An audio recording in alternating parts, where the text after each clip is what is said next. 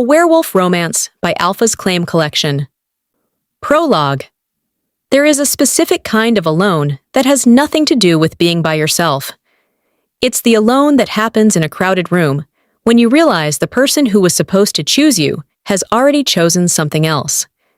It's the alone of a bathroom floor at 3 in the morning with a piece of plastic in your hand and a decision forming in your chest that no one prepared you to make.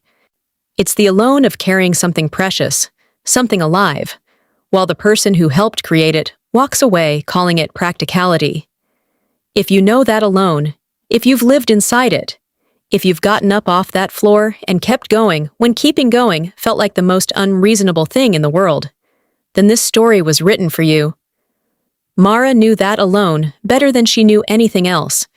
For 8 months, she folded his linens, walked his corridors, breathed his air, invisible, surviving, carrying his secret in her body while he made plans to marry someone else. He thought he'd been practical. He thought he'd been clean about it. He had no idea what was waiting for him in the West Wing.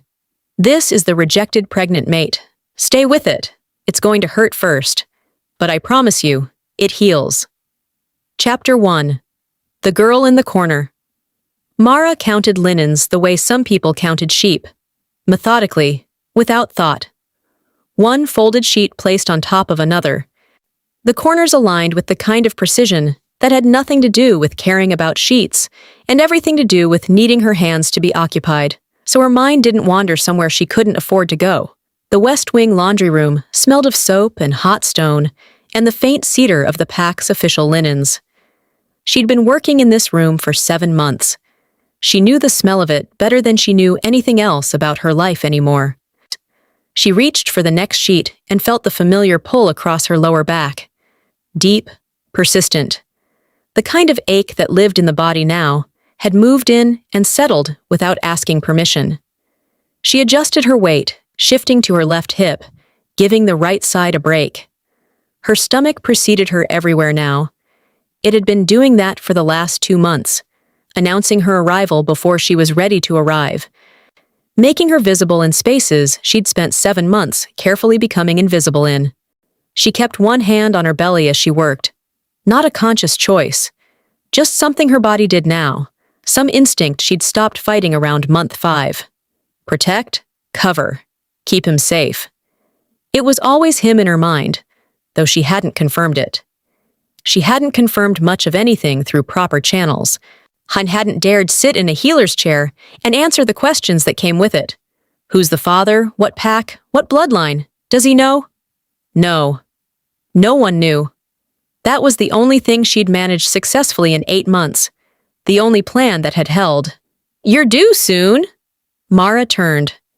One of the newer servants, a girl named Pell, young, still round-faced with the cheerfulness of someone who hadn't been worn down yet, was watching her from the doorway with friendly curiosity. Soon enough, Mara said. Do you have someone coming? Family? I'm fine. She turned back to the linens. Fold, align, stack. Thank you for asking. She could feel Pell hesitating in the doorway, wanting to push further the way kind people sometimes did, wanting to help in a way that would require Mara to explain things she had no language for. But eventually, the girl moved on, and Mara let out the breath she'd been holding against her ribs. She hummed to her stomach. Quietly, barely a sound, more vibration than melody, something she'd started doing somewhere around month 4 when the nights had gotten too long and too quiet, and she'd needed to fill the silence with something that wasn't fear. She didn't know if he could hear it. She hoped he could. She hoped it felt like company. You're not alone, she told him without words. I know it feels like just the 2 of us, but that's enough. That's always been enough. She carried this everywhere with her now. The dual reality of total isolation and absolute fullness. Empty of everything except this. But this was considerable. Her hand moved across the curve of her stomach in a slow circle. The faded mark on the left side of her neck pulled tightly when she raised her arm. Not pain exactly, just presence. The reminder that something had been there once, pressed deeply into her skin, declaring her claimed, and had been removed. deliberately, formally, high with the specific cruelty of a thing done carefully. She'd stopped looking at it in mirrors 2 months ago, covered it with her collar, moved on, mostly. The sound reached her before the words did. Voices in the main corridor. The particular energy of a pack house receiving its alpha. That collective shift in atmosphere, like a held breath releasing. Footsteps that had weight to them. The sound of arrival after absence. Mara went very still. She'd known this was coming. Had been tracking it the way you tracked weather when you lived outside. Not because knowing changed anything, but because you needed time to find shelter. Alpha Rylan Vale is returning today, with his chosen bride. She'd heard it in the kitchens yesterday morning. Serena, the Halverton daughter. High bloodline, political value, precisely the kind of mate an alpha like Rylan Vale chose when he was being practical. Practical? She knew that word in his voice. She'd been carrying it for 8 months, like a stone in her chest. She pressed herself against the wall beside the window, just to the left of it, in the slice of space where the frame blocked the view from outside. She knew this position precisely. She'd practiced it without admitting she was practicing it, some part of her always knowing this moment would come. Through the sliver of glass, she could see the front courtyard, the vehicles, the gathering wolves, and then, him. Taller than she remembered. That was the first thing, always the first thing that happened when she let herself think about him. Some part of her surprised all over again by how much space he occupied. Not just physical, something more than physical. The way a room reorganized itself around Rylan Vale without him asking it to. He looked the same. That was the worst part. She'd spent 8 months changing, her body, her life, her understanding of what she was capable of surviving, and he looked entirely, unfairly the same. Then Serena stepped out beside him. Mara had been braced for this, had told herself it wouldn't cost her anything to see it. She'd been wrong about many things in the last 8 months, and she was wrong about this too. Serena was beautiful in the specific way of women who had been raised to be exactly that, deliberate, composed, every detail considered. She said something, and Rylan's mouth moved in response. Not quite a smile, but close enough. Her hand was already on his arm, already claiming. Mara looked down at her stomach, at the life she'd been carrying alone in this building for 7 months, at the son who shared that man's dark hair, and, she suspected, his stubborn jaw and his inconvenient tendency to make everything feel inevitable. He doesn't know, she reminded herself. He can never know. She gathered the folded linens into her basket, now straightened her spine against the protest of her lower back, and turned away from the window. She had work to do. Chapter 2. 8 months ago. She hadn't wanted to come to the Vale territory in the first place. That was the thing she returned to sometimes in the dark. The irony of it. The particular cruelty of how the most life-altering thing that had ever happened to her had started with reluctance. She hadn't even packed properly. She'd thrown 3 days of clothes into a bag and followed her Aunt Della across pack borders with the vague, uninvested energy of someone doing an obligation. The harvest gathering was an annual thing, packs crossing into each other's territories, trading goods, maintaining alliances, performing the social rituals that kept the wolf world from collapsing into permanent warfare. Della had business here. Mara had been the companion, the +1. She'd stood in the corner of the Vale Pack's great hall on the first night, holding a cup of something warm and spiced that she wasn't really drinking, watching people she didn't know celebrate something she wasn't invested in. Thinking about the book she'd left on her bed at home, thinking about whether she'd left her window open, not thinking about anything that mattered, until the room changed.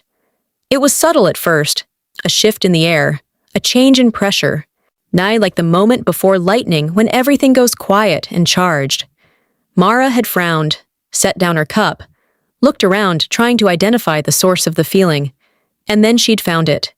He was across the hall, deep in conversation with 3 wolves who all held themselves with the posture of people who needed to be taken seriously. Golden lit by the fire. Dark-haired, broad-shouldered, She wearing the particular stillness of a man who'd never needed to make himself look powerful, because power had simply settled on him like weather. She'd known who he was by reputation. Everyone in the Northern Territories knew who Rylan Vale was. What she hadn't known, what no reputation could have prepared her for, was the way his eyes found hers at exactly the same moment she found him, across a crowded hall full of people actively trying to capture his attention. Not like he was looking for her, like he'd already known where she was. The mate bond hit her like walking into a wall she hadn't seen. Her breath left her body completely. The warm spiced drink she'd been holding slipped through her fingers, and she didn't notice it fall, because the entire world had narrowed to a single point of recognition. Oh, she thought. Oh, this is real. She watched his whole body go rigid across the room. Watched him stop mid-sentence. Watched the wolves he was speaking to react to the sudden change in his attention with confused concern. He didn't explain. He just turned and moved. And Mara, who had been standing in the corner being nobody, suddenly had the full attention of the most powerful alpha in the North, walking toward her with the kind of purpose that made everyone else instinctively step out of the way. The week that followed lived in her memory as fragments. So luminous and brief and already painful to look at directly, the way you couldn't stare at the sun. Him bringing her a book. She'd mentioned offhand that she'd left one at home, named the title without thinking, and the next morning it had been outside her guest room door. She never asked how he'd found it. Walking the eastern border at dusk, not talking much. Side by side in the particular, comfortable silence of people who didn't need to fill space with noise. She'd picked up a handful of the rust-colored leaves just to have something to do with her hands. He'd watched her do it with an expression she hadn't been able to read then and spent months trying to decode since. The way he said her name. Like it was specific. Like it was the name for a particular thing and not just a collection of sounds. She'd tried not to fall. She'd known it was foolish. She was a visiting Omega with no pack standing, a guest in his territory. A person he would never have looked at twice in any normal context. The mate bond was biological fact, not destiny, and she'd told herself to be realistic about what that meant. She'd failed to be realistic. She'd fallen entirely, and for 7 days she'd believed, with the naive wholeheartedness of someone encountering something real for the first time, that the moon goddess had genuinely, specifically, deliberately made someone for her. He was already dressed when she woke on the 8th morning. Standing at the window with his back to her, fully clothed, that particular stillness in his shoulders that she recognized now as the posture he used when he'd made a decision he didn't want to examine too closely. Mara had pushed herself up slowly, said his name. He'd turned and she'd seen it immediately, the careful blankness of a man who'd spent the night building walls and was checking their height. "I've been thinking," he'd said. "Clearly, now that the initial bond pull has settled." She'd gone very still. "You're a visiting Omega. No pack bloodline, no standing, no political value. The Vale Pack needs a strategic alliance, has needed one for 2 years. The Council has been patient, but that patience has a limit." He delivered it with the flat precision of a man reciting a list. Not cruel exactly, just empty. All the warmth of the previous 7 days compressed down into nothing by the weight of a decision already finalized. "Are you rejecting the bond?" She'd heard herself ask. The pause before his answer had been its own entire experience. Long enough that she'd had time to hope, and then long enough that the hope had curdled. And then long enough that she'd understood the pause wasn't uncertainty. It was the beat of a man giving himself one last chance to say something different and choosing not to. "I'm being practical," he'd said. "The bond can be severed cleanly if we do it now, before it fully roots. You'll heal. You'll find someone appropriate for your station. This was—" "Don't," she'd said quietly. "Don't tell me what this was." He'd said the words anyway. Formal, final. The official language of rejection. the specific phrases that made it pack law and not just personal. She'd felt the bond snap with the clean brutality of a bone breaking, a tearing sensation in her chest that bent her forward. Her hand pressed flat against her sternum, like she could hold herself together through pressure alone. He'd reached for her arm to steady her. She'd pulled away from his hands. It was the only thing she'd managed, the only defiant thing.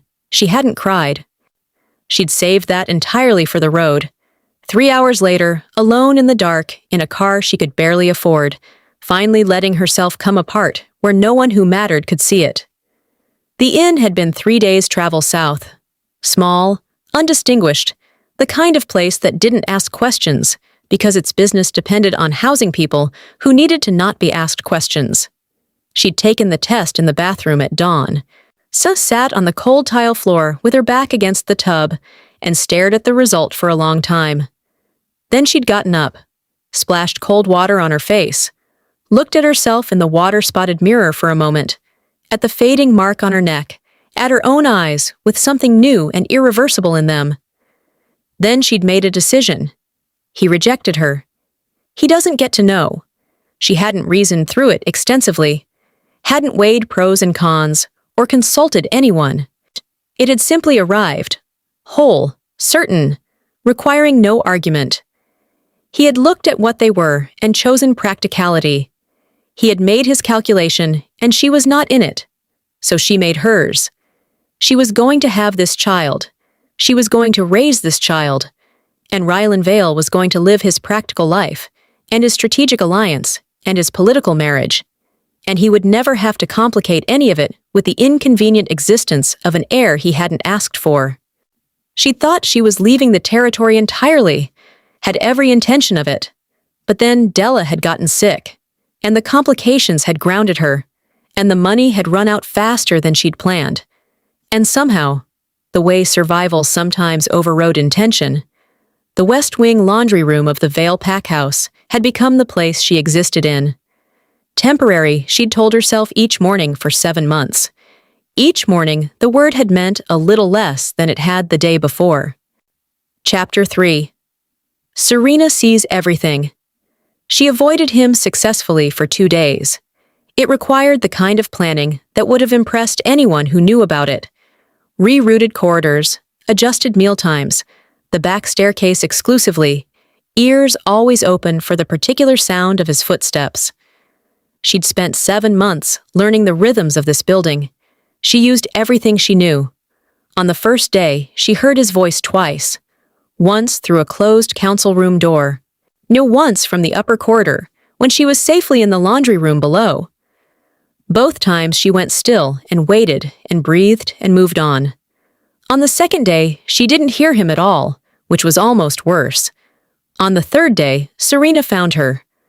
Mara had been in the eastern corridor with a basket of folded linens for the guest quarters. She'd checked the corridor before entering. Empty, clear. She'd moved quickly, head down, the efficient invisibility she'd spent 7 months perfecting. She'd made it halfway to the guest wing door before she understood that the 2 women standing at the far end of the corridor had been waiting for her. Not walking toward her, waiting, positioned. She stopped. Serena came forward alone, leaving her 2 attendants stationed at the door like elegant sentinels. She walked the way she did everything, with the unhurried certainty of a woman who'd never had to rush toward anything because things came to her. She was even more composed up close, ivory and pale gold, her dark eyes moving over Mara with an assessment so thorough it felt like something physical. They stopped on her stomach. Something moved across Serena's face. Not quite surprise. She'd known, Mara realized. This wasn't discovery. This was confirmation. For a moment, the expression was almost human. Almost something Mara could have named if she'd had more time. Then it closed, and what replaced it was smooth and considered, and far more dangerous than open hostility. "You're carrying Vale blood," Serena said. Her voice was pleasant, conversational. "In a pack that I'm about to become Luna of." She let that sit between them for a moment. "You understand the problem." Mara said nothing. Her hands tightened slightly on the linen basket. She kept her breathing even, in through the nose, out through the mouth, the way she'd learned to do when something required her to appear calmer than she was. "I'm not going to threaten you," Serena continued, and the pleasantness of her tone made it worse than a threat would have been. "I'm going to give you an opportunity." She described it with the practiced efficiency of a plan constructed and refined in the previous 48 hours. "Leave tonight. Travel money, enough to establish somewhere properly. A safe house outside the territory." Serena named a town 3 packs east with the casual familiarity of someone who had infrastructure for exactly this kind of situation. The pup would grow up elsewhere. Sai provided for from a distance if Mara preferred. Serena was willing to arrange that. Rylan would never know. "Everyone moves on cleanly," Serena finished. "You get a real start somewhere. I get a stable pack. The child gets a life without the complications of contested bloodline."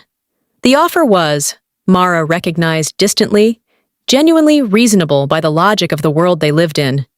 Serena wasn't wrong about the complications. She wasn't wrong about what contested bloodline meant in pack politics. She'd clearly thought carefully about what Mara actually needed, rather than simply threatening her with what she didn't want. It was almost impressive. "Or," Mara asked. Something shifted very slightly in Serena's composed face. "Or I tell him myself," she said. "And I tell him you've been here for 7 months hiding it, and you discover exactly what an alpha does when he feels deceived." The corridor felt very quiet. Mara thought about leaving.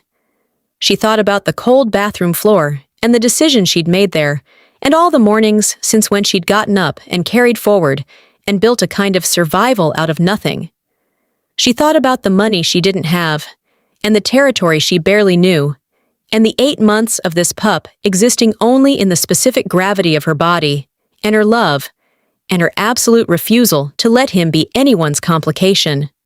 She thought about what it meant to leave, what it would cost. Then the pup moved. Not a flutter, a kick, sharp, decisive, landing against her ribs with the particular force of a child who had strong opinions and wasn't shy about them. The kind of movement that said, "I am here. I exist. You are not leaving." Mara looked at Serena steadily. "I'll think about it," she said. She didn't sleep that night. She lay in the narrow servant's bed and stared at the ceiling and did the calculations she'd been avoiding for months. Money, logistics, one distance. What she could carry, how far she could travel this close to term. What happened if complications arose somewhere she had no connections, no support, no one? The thinking went in circles. It always went in circles at this hour. By 3 in the morning, she was exhausted and no closer to a decision, and her back was aching in a way that felt different from the usual deep ache. She stopped, lay very still. The sensation came again. Low, spreading. Unmistakably not the ordinary protest of a tired, pregnant body. Her hand moved to her stomach automatically. The pup moved against her palm. Different now. Lower, shifting. No, she thought. Not now. It's too early. He's 6 weeks early. This can't. The next contraction arrived with a conviction that didn't care about timing. Mara sat up, breathed through it, waited for it to pass, and tried to think clearly through the pain. She needed the healer. She needed to get to the healer's room without being seen by, but it didn't matter. She needed the healer. She could figure out the rest after. She made it to the door. She got the door open. And then the next contraction came harder and earlier than the last one, and she made a sound. One sound, compressed and bitten off, but real, before she could stop it. She gripped the doorframe, breathed, looked up.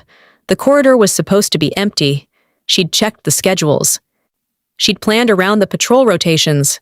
This corridor was supposed to be empty at this hour. Rylan Vale was standing 6 feet away from her. He'd been moving toward his own chambers from the council wing. Late night, papers still in his hand. The particular expression of a man working through something in his mind while his body moved on habit. He'd stopped the moment she'd opened the door.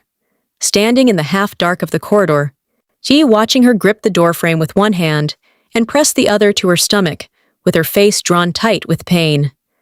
His eyes moved from her face to her stomach, back to her face. The papers in his hand dropped to the floor. Neither of them spoke. The silence was the loudest thing in the world. Chapter 4. The thing he didn't know. He didn't ask. That was the first thing she registered through the haze of pain and panic. Rylan didn't ask anything. He crossed the corridor in 3 steps. He looked at her face, looked at her stance, and made an assessment with the quick efficiency of a man trained to respond to crisis before processing it. "Healer," he said. Not to her. He was already speaking into the communication device on his wrist, his voice low and carrying the specific authority of someone who didn't need to raise it to be obeyed. "West Wing, 3rd corridor, now." Then he turned to her and something passed across his face. Something complicated, yet too layered to read in a single moment. And he said quietly, "Can you walk?" She nodded because admitting otherwise felt like too much. She walked the 12 steps to the sitting room across the corridor with his hand hovering at her back, not touching, present. When the next contraction arrived halfway through those 12 steps, she stopped, gripped the wall, and breathed through it. And he stopped with her without a word. Not rushing her, not filling the space with unnecessary sound. And he helped her to the chair, one hand under her arm, careful in a way she hadn't expected, and then stepped back, giving her room. That part she hadn't expected either. She'd braced for hovering, for the kind of overwhelming alpha presence that colonized space without meaning to. Instead, he stood near the door and waited, watching her with an expression that was very carefully nothing. The healer arrived in 4 minutes. An older woman with efficient hands and the particular composure of someone long accustomed to being woken at difficult hours. She assessed the situation with quick eyes, spoke directly to Mara, asked clear questions that Mara answered in the short sentences available between contractions. 6 weeks early, the healer said, not alarmed, measuring. "Is she?" Rylan started. "She's progressing normally," the healer said, with the diplomatic precision of someone choosing words carefully in front of an alpha who clearly had feelings about the situation. "The pup is early, but positioned correctly. If we keep her calm and let this move naturally, they should both be fine." "Should." Mara heard the word, filed it. "She's undernourished," the healer added, and her voice had shifted very slightly, a degree cooler, aimed in a direction that wasn't quite Mara. "Has been for some time. Saw her body has been under significant strain." The room was quiet after that. Mara looked at the wall. Rylan said nothing. Between contractions, there was a waiting quality to the room, the healer moving efficiently, preparing, checking, that felt suspended, artificial. The space before a conversation that both of them knew was coming and neither was ready for. It came anyway. "How long have you been here?" His voice was quiet. Not the alpha voice, not the formal one. The one she remembered from evening walks along the border. She hadn't expected to hear that voice again. It landed somewhere painful. 7 months, she said. She watched the math land on his face. The precise, rapid calculation of a man putting together numbers he hadn't known needed adding. 7 months. 8 months since her departure. The geometry of it, the absolute clarity of what it meant. His jaw tightened. "You knew when you left." Not a question. He'd never been someone who asked questions when he already had the answer. Mara said nothing, which was its own answer. A long moment. The healer was moving in the background with the studied discretion of someone pretending not to hear. "Why didn't you tell me?" She'd thought about this. In 7 months of lying in the narrow servant's bed, staring at the ceiling, she'd had this conversation so many times. The imagined version, the rehearsed version, the version where she said exactly the right thing, and the version where she said nothing at all. She'd constructed and dismantled 100 different answers. None of them were available right now. Right now, there was only the truth, compressed and exhausted, and past the point of careful. You told me I had no bloodline, she said. No standing, no political value. You told me what we had was biology, not destiny. You made your calculation, and I wasn't in it. She paused for a breath. He didn't interrupt. So I made mine. You rejected me before you could know. I made sure the knowing never had to be your problem. The silence after this was a different kind of silence than the one before. Heavier. The kind that had weight and texture and didn't sit easily. Mara! Don't. Her voice came out quietly, but with an edge she hadn't planned. Not right now. Whatever you're going to feel about this, you can feel it. But right now, I need to get through this. I need to focus. You can have all of it after. He closed his mouth. And he did what she asked. He stepped back from whatever he'd been about to say and gave her the space to do the only thing that mattered in this moment. She'd think about it later, how that single act of restraint, of following her lead in a moment when every alpha instinct he had must have been pushing him toward control, had meant more than he could possibly have known. The labor was long, hours compressed into a tunnel of sensation and breath, and the healer's steady voice guiding her through it. Mara had thought she was prepared, had spent months reading everything available in the PAC library about labor, about newborns, about the first weeks after. She had knowledge. Knowledge turned out to be entirely insufficient preparation for the actual experience. The contractions came harder and closer as the hours moved. At some point, she stopped being able to track time in any meaningful way and simply existed inside each wave, breathing through it, waiting for the brief reprieve on the other side. Rylan stayed. She hadn't asked him to stay. The thought of asking him anything right now was beyond her. But when the healer didn't send him out, and he didn't leave on his own, she stopped expecting him to go and simply accepted his presence, the way you accepted the existence of something solid to hold on to. At some point in the darkest part of the night, he was beside her. She'd reached out without thinking. Pure instinct. The reaching toward another body that happens when yours is at its absolute limit. And his hand had been there. He let her grip it, let her dig her fingers into his hand with the full force of a woman in labor who was past caring about anything except getting through the next 60 seconds. When she heard his breath change once, a brief catch that told her his bones had opinions about the pressure she was exerting. But he didn't pull away. He held on. You can do this, he said. Low, steady. Not performative encouragement, just a statement of something he appeared to actually believe. She didn't have breath to respond, but something about hearing it said with that particular certainty, not hollow reassurance but genuine conviction, settled something in her. She held on to that too. The pup arrived in the last hour before dawn. The healer moved with rapid competence through the final minutes, and then there was a moment, brief, absolute, the specific held breath silence of a world pausing. Before sound came. Thin and fierce and furious at being outside of where he'd been. Then stronger, finding its register, declaring itself with the wholehearted indignation of something that had places to be. Mara heard it, and something in her chest collapsed and rebuilt simultaneously. Her eyes were already wet before she'd consciously registered the emotion. He's here! He's here! And he's making noise, and that means he's breathing, and he's... The healer moved, spoke quietly, wrapped and cleaned with efficiency and tenderness both. And then, in the moment the healer had stepped to the side for the barest second, Rylan's hands were there. Not planned. She could tell from his face that it wasn't planned.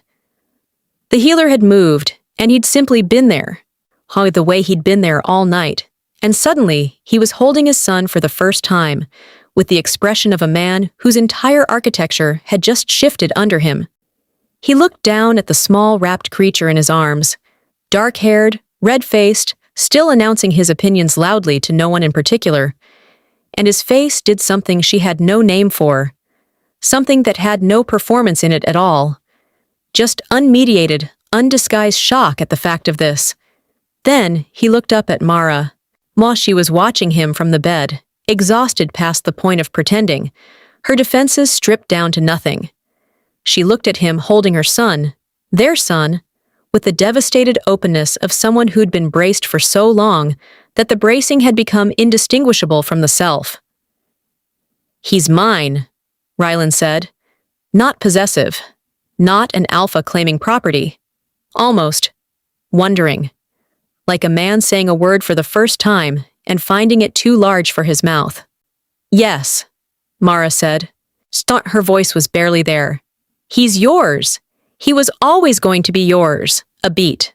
The pup had quieted slightly, still fussing, but lower now, as if his father's voice had registered somewhere fundamental. "I just didn't think you'd want him," Mara finished. Rylan looked back down at the child in his arms. He didn't say anything for a long time. The dawn was beginning somewhere outside the window, the quality of the dark changing. The particular gray that came before color returned to the world. When he finally spoke, his voice was rougher than it had been all night. "What's his name?" "I haven't named him yet," Mara said quietly. He looked up again. "I've been waiting," she said, and left everything she meant by that sitting between them in the gray early light, unsaid and entirely clear. Chapter 5. What Rylan Vale Breaks. The next 48 hours had the quality of a ceasefire. Not peace, not resolution, just the fragile suspension of open conflict that happened when both sides were too exhausted to advance and too proud to retreat. Mara in the proper guest quarters Rylan had moved her to without asking.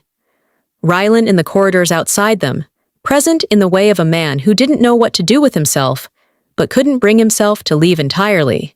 See, the room was the finest she'd occupied in 8 months. Clean, warm, a proper bed with actual depth to the mattress, a window that looked onto the gardens.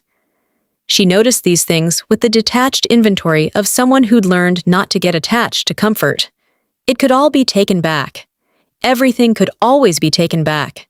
She fed her son, slept in the short intervals his newborn schedule allowed, received the healer's check visits with quiet compliance. She did not allow herself to think about what came next. Thinking about what came next was a luxury for people whose present was stable, and hers was not. Pell came on the second morning with food and the wide-eyed expression of someone trying very hard not to ask the questions visibly stacking up behind her eyes. "Everyone's talking," she said, setting down the tray with careful casualness. "I know," Mara said. "They're saying that the pup is—" "I know," Mara said again. Quietly, not unkindly. Pell looked at the baby sleeping in the crook of Mara's arm with an expression of transparent wonder. "He's beautiful," she said, and that, at least, required no careful navigation. That was simply true. "Yes," Mara agreed. "He is." Serena came on the afternoon of the second day. No attendance this time, just herself, which was somehow more alarming. She stood in the doorway of Mara's new quarters with her composure assembled to its usual impeccable standard. And she looked at the room. The quality of it, the location of it, the specific guest wing it occupied. And Mara watched the calculation move across her features before being filed and managed. "I see he's moved you," Serena said. "He moved me." Mara adjusted the sleeping pup in her arms. "I didn't request it." "I know you didn't." Serena's eyes moved to the baby. Something happened in them that she didn't quite manage to contain before it passed. "He looks like Rylan," she said, almost to herself. "Yes." A pause. The two women regarded each other across the room. "My offer stands," Serena said. "The stakes are actually higher now that he's seen the child. An emotional decision made in the first 48 hours of shock isn't a permanent one. Men like Rylan Vale don't dismantle years of political strategy for what?" Mara asked. Serena stopped. "For a servant Omega and an unplanned heir," she finished. Steady, not cruel. which made it worse than cruelty. Just accurate, by her logic. I'm trying to help you, Mara. Before he makes you a promise, he isn't built to keep, and you've staked everything on it. The pup stirred, made a small sound, settled again. Mara looked at him for a moment before looking back up. I appreciate that you've thought about this carefully, she said. I can tell you actually have, but I'm not leaving. Not for your offer, not for your warnings. What happens next is between Rylan and me. Whatever that looks like. Serena studied her for a long moment. Then she nodded. Once, the specific nod of a woman recalibrating, and left without another word. Rylan came that evening. He knocked, which she hadn't expected. Waited for her to open the door rather than simply entering, which she also hadn't expected. She stepped back to let him in, and he moved into the room with the particular careful energy of a man who'd spent time thinking about how to enter it. He looked at the pup first.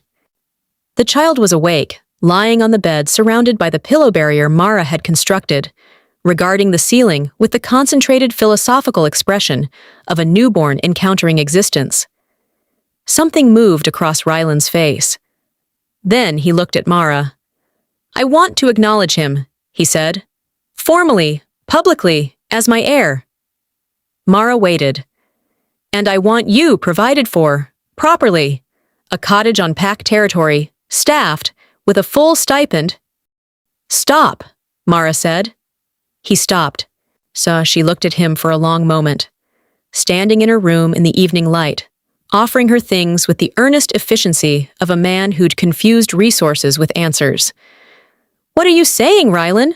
All of it. What's the complete sentence? His jaw moved slightly. The alliance with Serena's family protects 3 packs, he said. 6,000 wolves. The council has been building toward this for 2 years. I can't. The stakes are real, Mara. I'm not dismissing them. So the alliance proceeds, she said, and I'm in a cottage, provided for. It's not. It's a better decorated version of what you did 8 months ago. Her voice stayed quiet. She was too tired for volume. You're offering me comfort instead of standing, resources instead of recognition. You're being practical again. The situation is complicated. The situation, Mara said, is that you have a son, and you're trying to file him tidily into your political calendar. Rylan said nothing, but something in his face shifted, a crack in the careful, reasonable architecture he'd walked in with. I survived 8 months alone, Mara continued, carrying your son, in your pack house, on servant wages. I didn't ask you for anything then. She crossed to the bed, picked up her son, this small, warm, absolute creature, and held him against her chest. I'm not asking you for anything now. But I will tell you this. If you won't claim him properly, claim us both, then we leave. For real this time. She met his eyes directly. And this time I mean it. The room held that between them. Mara, I think you should go, she said. Think about what you actually want, not what's practical. What you want.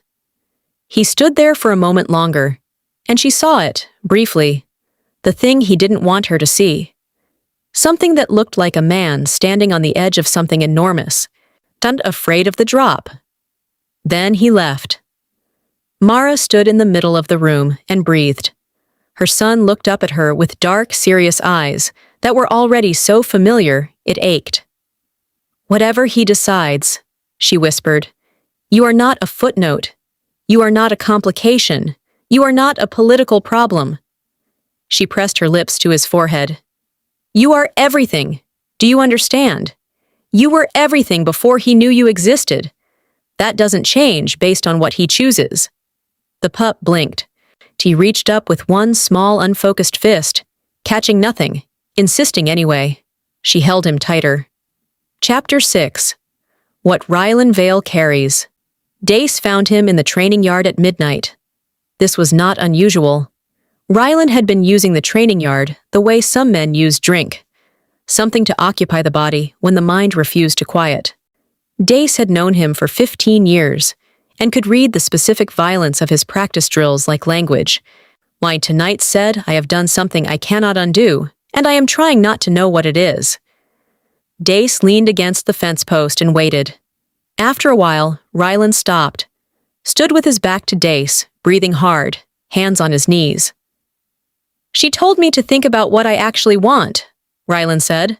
"Smart woman. I offered her a cottage." Dace was quiet for a moment.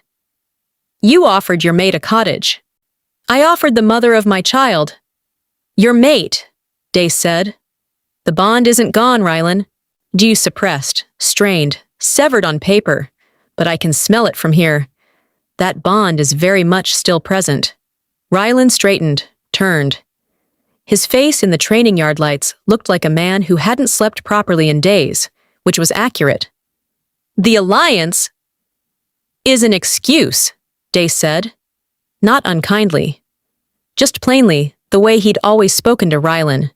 The specific plainness of a man who'd earned the right to say things others wouldn't. "You know it's an excuse. 6,000 wolves, Dace, are not in danger tonight. They were not in danger before the Halverton Alliance was proposed, and they won't be in danger if it doesn't proceed." Dace crossed his arms.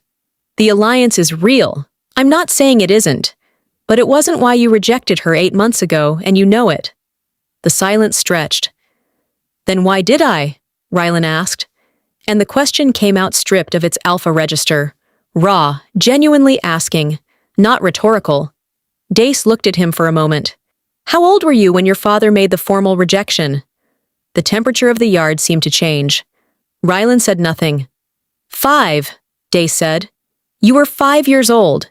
You stood in the Great Hall and watched your father reject your mother in front of the entire pack. For a political alliance. Because she was lowborn. Because the council needed the Ashford connection and she didn't provide it. That's not... You found your mate," Dace said quietly. "A lowborn Omega. With no political value. And you used the exact words your father used and called it practicality." The training yard was very still. Rylan stood in the middle of it with his hands at his sides, and the expression of a man looking directly at something he'd spent years successfully avoiding. "I became him," he said, barely audible. "You repeated him," Dace said, "which isn't the same thing. Repeating something can be stopped."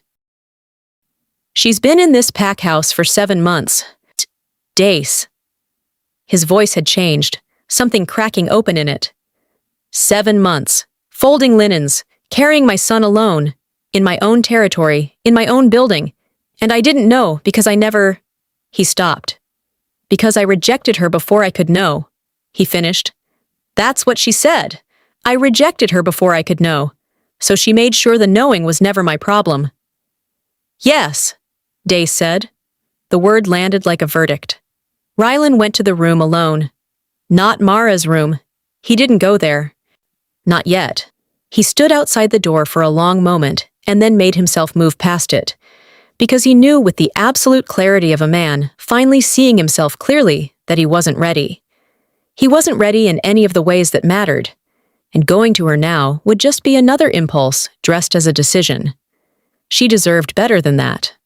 He went to the small room next to hers, the one the healer had set up as a nursery of necessity, the portable crib, the basic supplies. The pup was awake, not crying, just lying in the crib with those dark eyes open, doing the thing newborns did, existing with complete commitment, registering a world that was still entirely new. Rylan stood in the doorway for a long time. Then he crossed the room and sat in the chair beside the crib, in the dark, and looked at his son. He'd held him once, for those brief minutes after the birth, before the healer had taken him back and the whole world had resumed its complicated business. He'd held him and felt something he had no framework for, some recognition that bypassed every defense he'd constructed and went directly to somewhere fundamental. My son. The words still felt too large, like trying to hold something that exceeded the size of his hands. He leaned forward, elbows on his knees, and spoke quietly. The room was dark enough and small enough that it felt like a confession booth. like the kind of space where honesty was required. "I don't know how to do this," he said. "Any of it. I don't have a model for it. I watched my father be a certain kind of thing, and I spent 20 years trying not to become it, and apparently I did anyway." The pup blinked. "But I'm going to figure it out, because you don't get to inherit my failures. You don't get to grow up the way I grew up, with a father who chose practicality over the people who should have mattered most." He reached into the crib, let the tiny fist close around his finger in the automatic, total grip of a newborn. No agenda, no calculation, just the pure instinct of holding on. "And your mother," Rylan said. "Your mother survived 8 months alone and came out the other side with more strength and more dignity than I have ever had on my best day. You get that from her. Make sure you keep it." The pup held his finger with complete conviction. Rylan sat there in the dark until the beginning of dawn grayed the window. Then he stood, released his finger gently from his son's grip, and went to do something he should have done months ago. The council meeting was called before breakfast. The council members arrived with the vaguely irritated energy of important people woken early, settling into their chairs with coffee and expressions that said this had better be significant.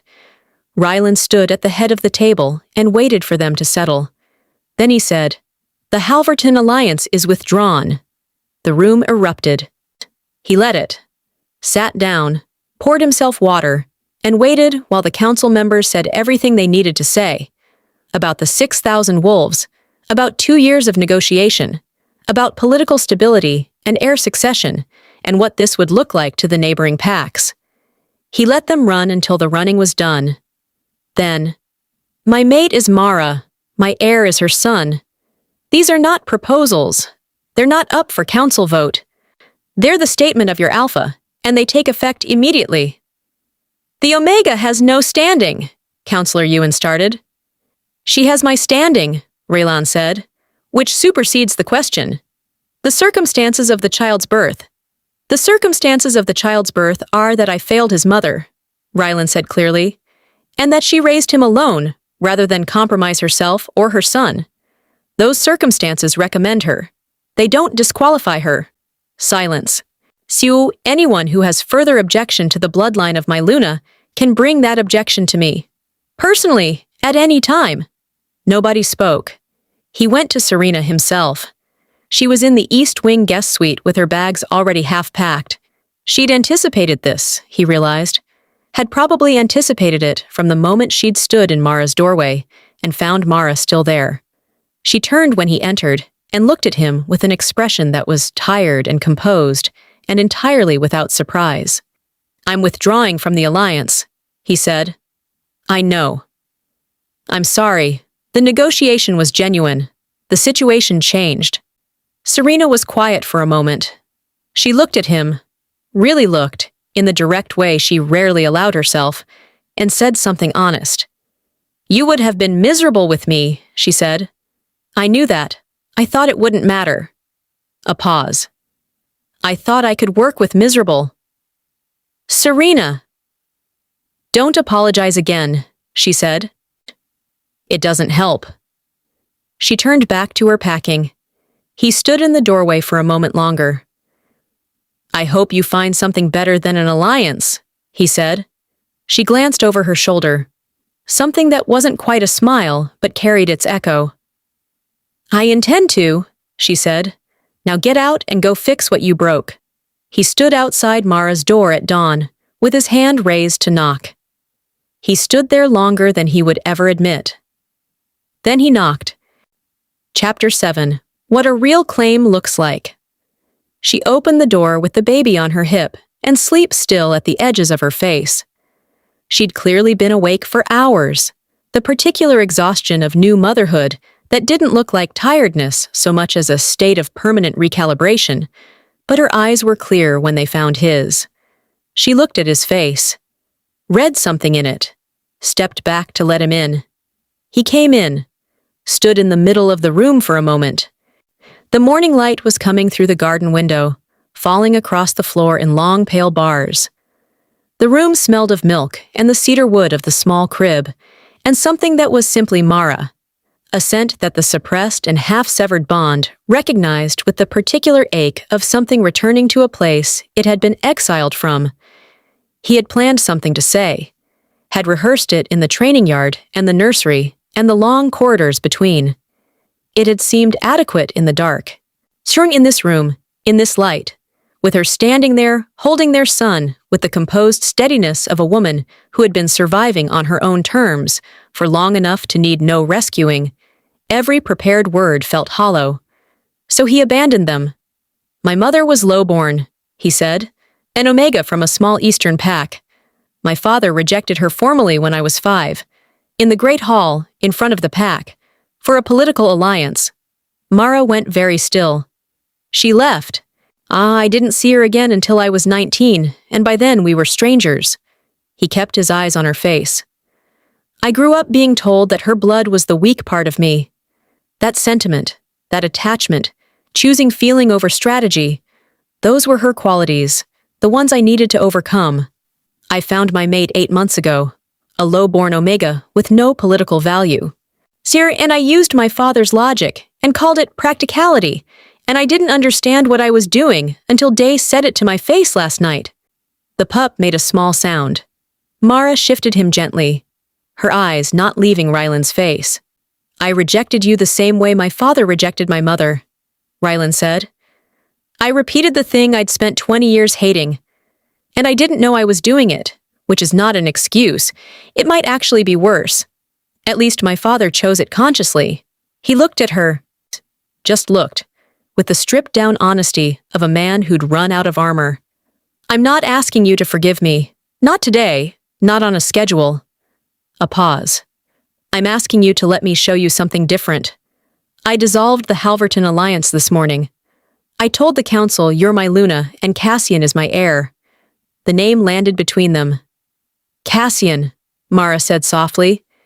"If you want a different name." "No." Her voice was quiet. "I've been calling him that in my head since you said it." Something settled in Rylan's chest. Not relief exactly. Too fragile for that. Too new. But the first breath of something that might become relief if treated carefully. "What do you need from me?" he asked. She looked at him for a long moment. He could see her weighing it, not the question, but the person asking, testing the quality of the offer against the memory of every previous offer that had turned out to be something other than it appeared.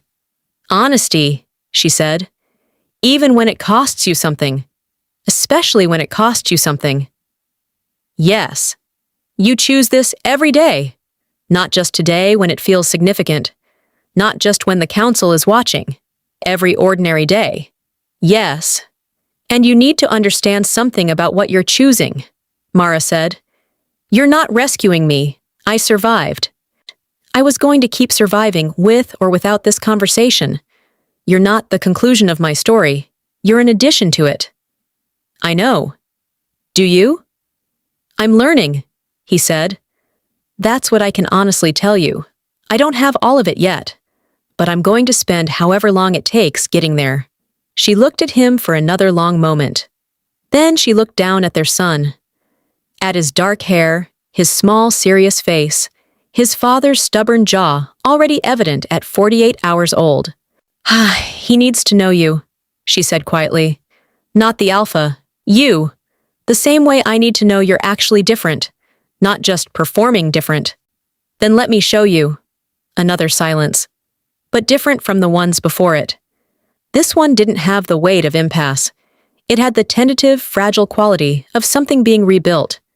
The first careful placement of stone after a structure has fallen.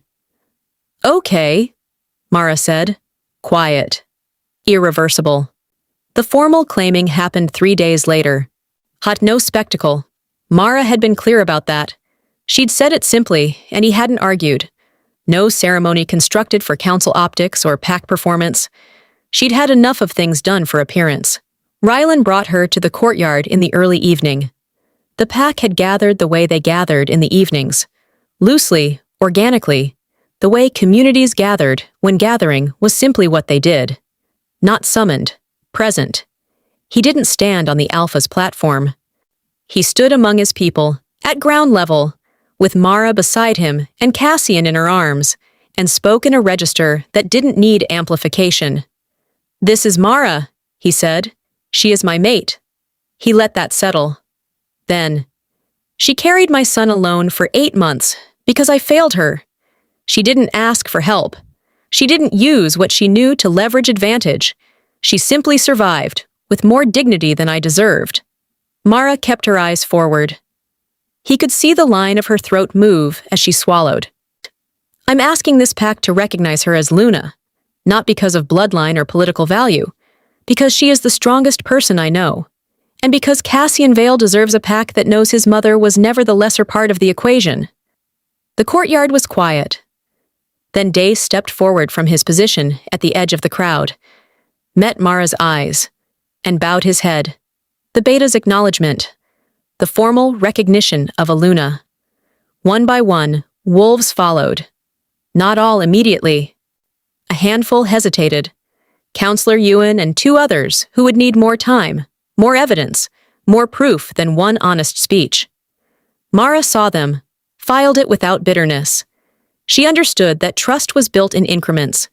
She'd learned that lesson from the inside. But most of them bowed. Most of them recognized her.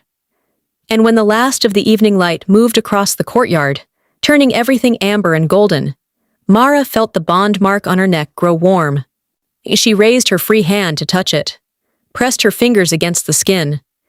The mark was reforming. Slowly, not the rapid claiming of a fresh bond, but something more deliberate, more considered, like a thing that had been through enough to know what it was choosing this time, like it had learned something from being broken once. Rylan looked at her from beside her, saw her hand at her neck, understood. He raised his hand and covered hers gently against the reforming mark, his palm warm against her fingers, saying nothing, just present, the way he'd been present through the labor, no flourish, no performance, just there. "It's warm," she said softly. "I know," he said. "I can feel it too." Cassian, wedged against Mara's chest between them, chose this moment to voice a comprehensive opinion about the temperature, or the delay, or simply the general state of existence.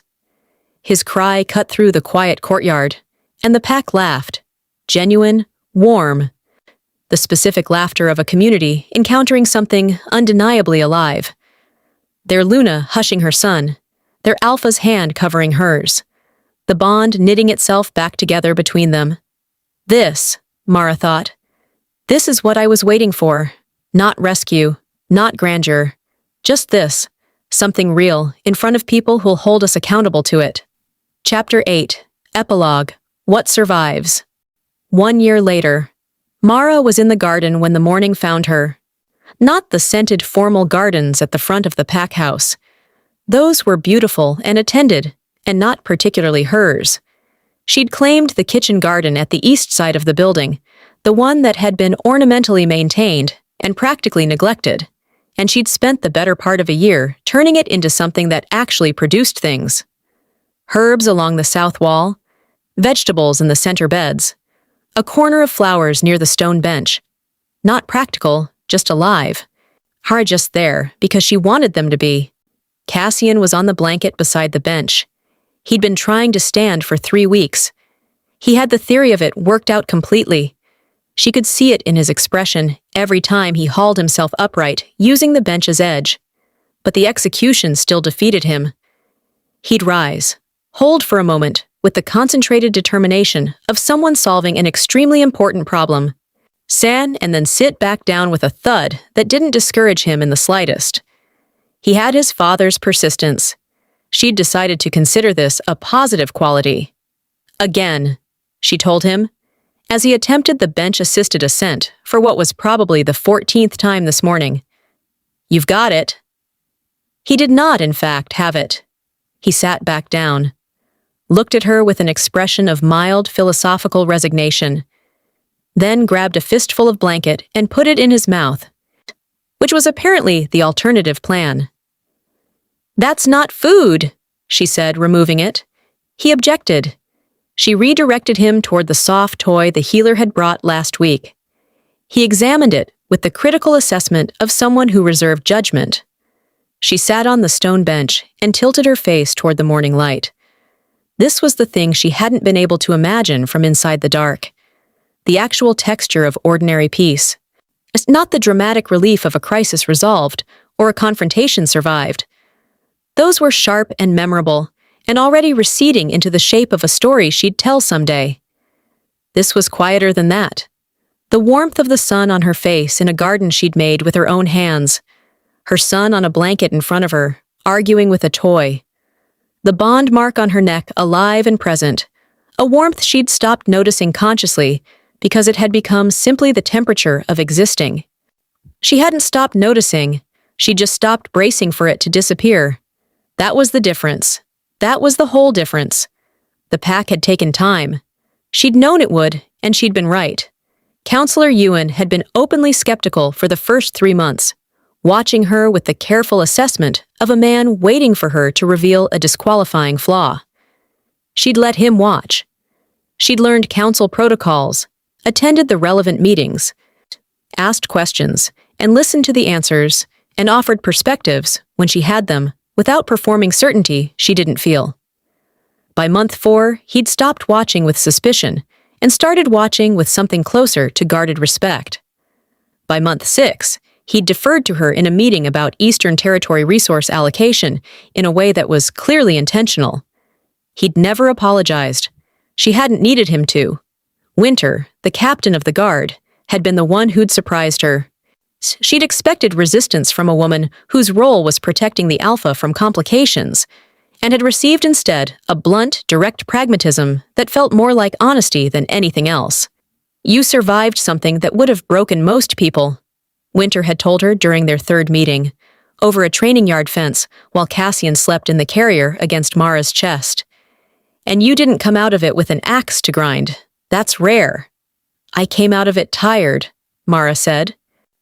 "Tired and functional is the best kind of soldier," Winter said. "I'll work with that." She'd meant it, too. Winter had become the closest thing Mara had to a confidant in the pack. Not warm, not soft, but utterly reliable in the way of people who said what they meant, and meant what they said. The pack gossip had moved on faster than she'd expected. In the first weeks after the claiming, she'd been aware of being observed. The new Luna, lowborn, the complicated history, the child born under unusual circumstances. She'd heard the whispers and declined to address them directly, choosing instead the slow accumulation of ordinary behavior, showing up consistently, doing the work, being present.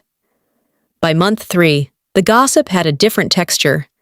Less did you hear about the Luna, and more the Luna said. The shift from subject to source. The shift from person being talked about to person whose opinion carried weight. She hadn't engineered it. She'd simply stopped trying to disappear. That, it turned out, had been the most radical thing she'd ever done.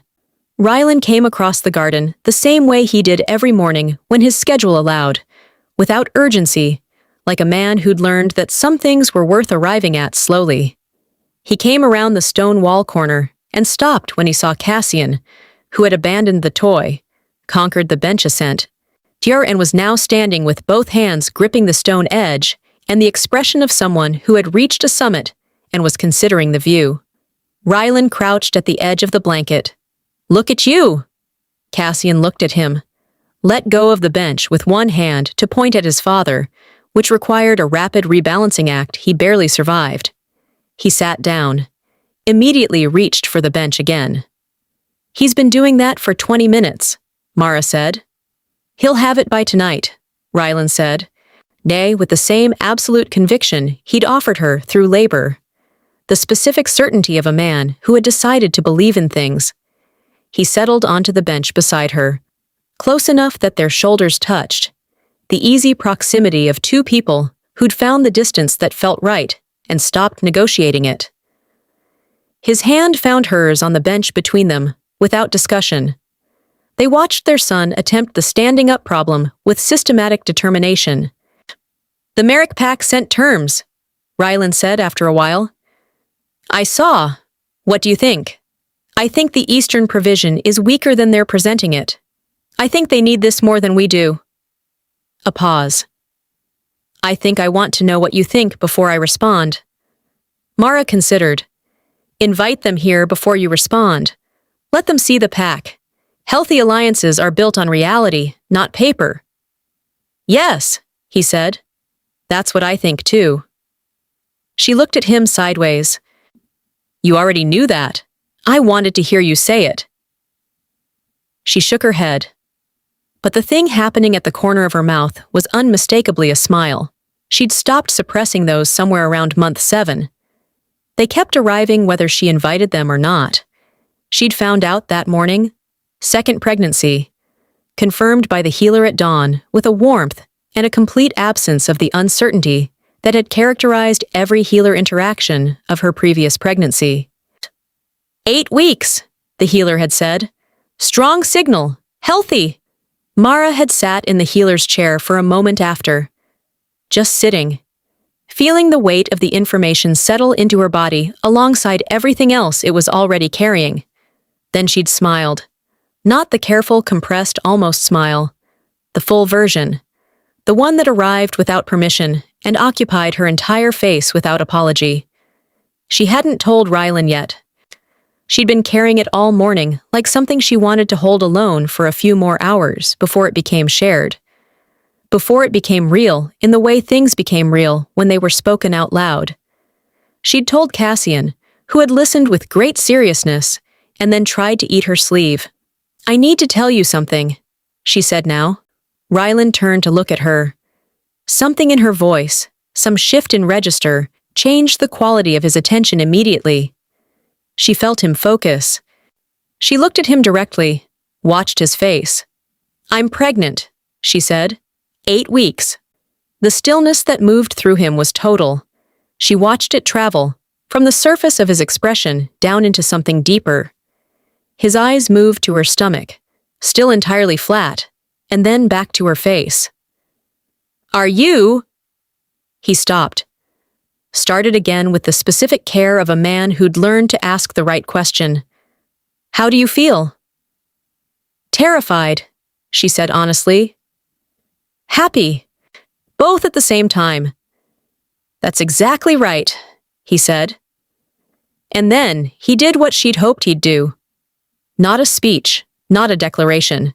He simply pulled her toward him and held on, his hand gentle on the back of her head, his face against her hair. Present. Completely present, in the way she'd spent a year watching him learn to be. Cassian, on his blanket, made a sound that could charitably be interpreted as approval. Then he stood up. Both of them looked. He was standing. Some properly standing. No bench, no support. Both hands free, legs unsteady but holding. His expression showed absolute astonishment at himself. Then a grin arrived on his face, broad and unself-conscious. His father's smile on his face, his mother's stubbornness in his spine. He stood for 4 seconds, then sat down with a triumphant thud. Tonight, Rylan said. Tonight, Mara agreed. She looked at the sky later, when the morning had warmed into full light, and Cassian was asleep on the blanket, and Rylan had gone back inside with a sleeping child, transferred to his arms with the easy competence of a man who'd been doing this for months. She looked at the sky, not the moon. The moon was elsewhere, but the sky that held it. And she thought about what she would say if she were the kind of person who spoke to the moon goddess directly. She'd thought about this before. Saw had imagined a version of this moment where she said thank you for the plan, where she talked about the purpose of the suffering, the necessity of the waiting, the way the path had led here, and how she was grateful for all of it. She wasn't quite that person. What she felt was more complicated than gratitude, more honest. You could have warned me, she thought. Now you could have said, there will be a bathroom floor at 3 a.m, and you will be alone, and it will be the worst and best moment of your life simultaneously. You could have said, the man who breaks you is being broken too, and neither of you knows it yet. The sky offered nothing in response. But I suppose if I'd known I would have run, she continued, and I had a bad habit of running from things I thought were going to hurt me. You probably factored that in. She looked at the empty blanket where her son had been sleeping. I was nobody for a long time, she thought, folding linens in a corner, practicing invisibility, convinced that was the safest shape to be. She pressed her hand flat against her stomach. 8 weeks. New. Beginning. Survival was never the destination, she thought. I know that now. It was just the road. The long, difficult, necessary road that brought me here, to this garden, to this morning, not to this life that is entirely and irrevocably mine. It brought me here. That's enough. The morning light moved across the garden wall. The herbs along the south side caught the brightness and held it. Rosemary and thyme and lavender, growing in soil she'd prepared herself, tended by hands that had learned to build things instead of just survive them. Mara sat for one more minute in her garden, in her pack in her life. Then she stood, straightened her spine, and walked inside to find her family. At the end. If this story found you today, if Mara's journey spoke to something you've been carrying, please subscribe and ring the bell so you never miss a new story on the Alpha's Claim channel. Leave a comment and tell me, which moment hit you the hardest? Was it the bathroom floor, the cottage offer, or Mara standing in her garden knowing she was never nobody? New stories every week, because you deserve narratives that hurt honestly and heal completely. Until next time, take care of yourselves. I'll see you soon.